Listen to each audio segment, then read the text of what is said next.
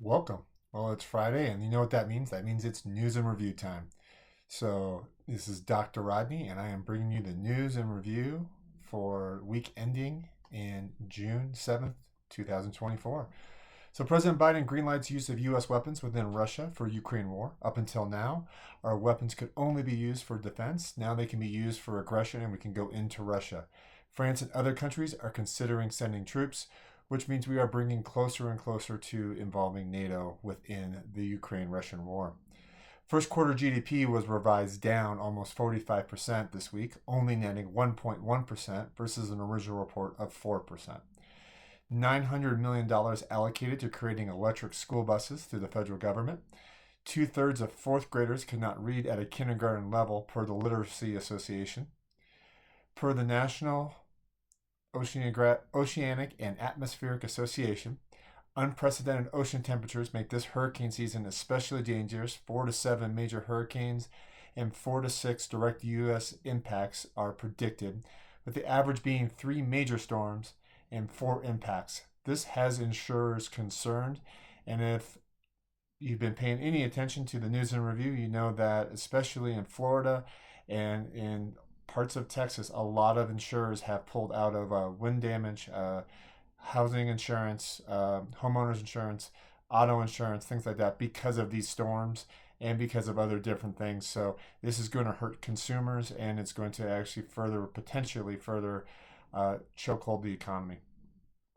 California, who is also having their problem keeping insurers as well, is in their attempt to keep insurers has allowed 10, 20 to 30% home insurance price increases without requiring adaptation to benefits. So homeowners who have seen their value go up are still paying for lower replacement costs at a higher rate. And California has seen on average about an 11 to 12% property value increase over the last few years. Yet their homeowners policies are stuck about 10 years ago as far as replacement costs, yet they are paying almost double to 2.5 times what they were for property insurance. Comparing that to Florida, Florida has one of the highest property insurance costs in the country, and almost I think the now number is about 45% of homeowners are now actually buying their insurance through the state, and that's at a much higher rate as well. Mount Kilauea erupts in Hawaii for first time since 1974, creating a cascade of over 50 2.5 or higher earthquakes. And it's going to actually probably continue to cascade going through. Because of the House versus NCAA settlement greenlighting salaries to players, but calling them stipends, the NCAA is reversing course and allowing advertisements on the fields and courts so colleges can raise money to pay for it.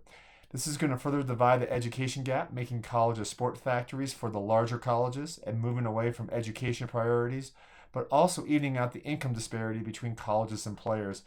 However, sideline to that is over the last 18 months, we have had at least one college or university close its doors because they just could not afford to operate. And in fact, the most recent one was um,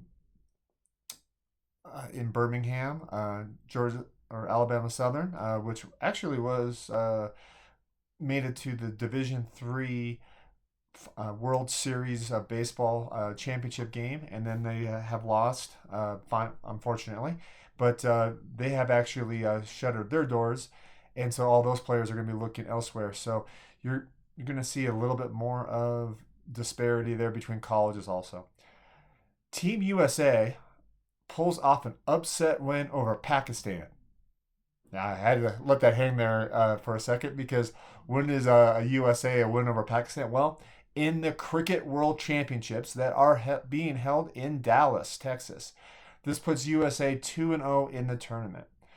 In the National Rifle Association versus VULO, the NRA successfully argued in front of the Supreme Court of the United States for a 9-0 decision that VULO practiced coercion in applying pressure to regulated entities to drop their NRA relationships.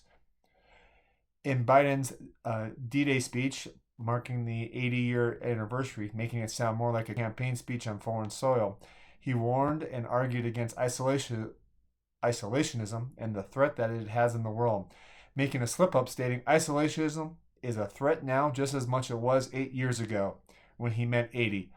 Maybe a veiled reference to his opponent in the U.S. presidential race.